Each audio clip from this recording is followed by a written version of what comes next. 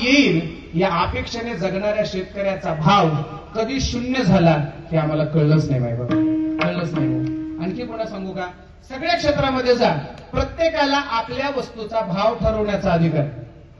कपड्याच्या दुकानात जा, हा ड्रेस किती रुपयाला विकायचं हा अधिकार कोणाला? दुकानदाराला. दुकानदार म्हणतो याची 500 रुपये किंमत आहे, आपण म्हणा मी किंमत ठरवणार. ते म्हणलं नाही, माझ्या दुकानातला माल आहे, मी आणलेला माल मी ठरवणार.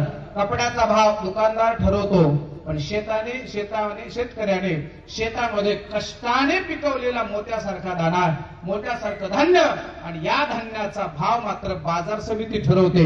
हे आमच्या शेतकऱ्याचं दुर्दैव आहे. ज्या दिवशी शेतकऱ्याने पिकवलेल्या मालाचा भाव शेतकरी ठरवायला लागतील, त्या दिवशी माझ्या शेतकऱ्याला सोन्याचे दिवस आल्याशिवाय राहत नाही बायबाब. आणखी पुढे सांगतो, जेव्हा शेतकऱ्याकडे पिकतं, काय कुठली शाळा आहे आणि कुठलं राजकारण आहे, कुठलं मोठं झाड आहे, कशा पद्धतीने मॅनेजमेंट मला माहित आहे. शेतकऱ्याकडे सोयाबीन आलं की 4000 आणि शेतकऱ्याकडचं संपलं की गेलं 6000कडे. बरोबर का? असंच आहे ना. म्हणजे आपल्याकडे असलं की मातीमोल भावात विकायचं आणि आपल्याकडचं संपलं की मग मात्र त्याचा भाव वाढायचा. कोण राजकारण करतंय, काय करते, मला तिकडे जायचं नाही. चला असू द्या. कापसाचं पीक होतं.